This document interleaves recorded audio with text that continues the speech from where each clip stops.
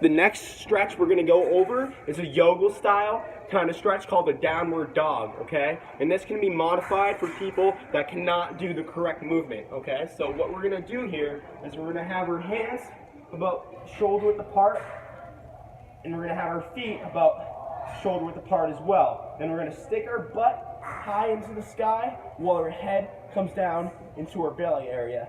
And we're gonna push away from the floor. So I'm gonna use my hands to push away, and I'm gonna be up on my toes, on my back toes, stretching my calves and my hamstrings, as well as stretching my shoulders. All right, and this can be modified by bending the knees, okay?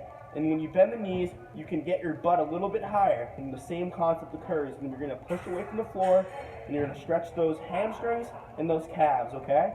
So again, if more advanced, you're gonna have your feet and your legs straight, and you're gonna feel a really good hamstring stretch into here, okay? And we're gonna take this a step further by going into a lunge, like so, okay? And we're gonna drop our elbow to the back of our heel to really feel it in the hip flexor, okay? Lunging forward.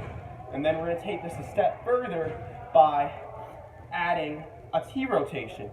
So I'm gonna plant my right hand, and then I'm gonna look towards the ceiling while raising my left hand, stretching my T-spine, okay? And you're gonna do this with the other side as well. Coming back to the downward dog, into the lunge with the right foot, okay? Leaning forward, holding the stretch, and then adding your elbow to the heel, feeling the stretch, and then you're gonna rotate with the right, just like so.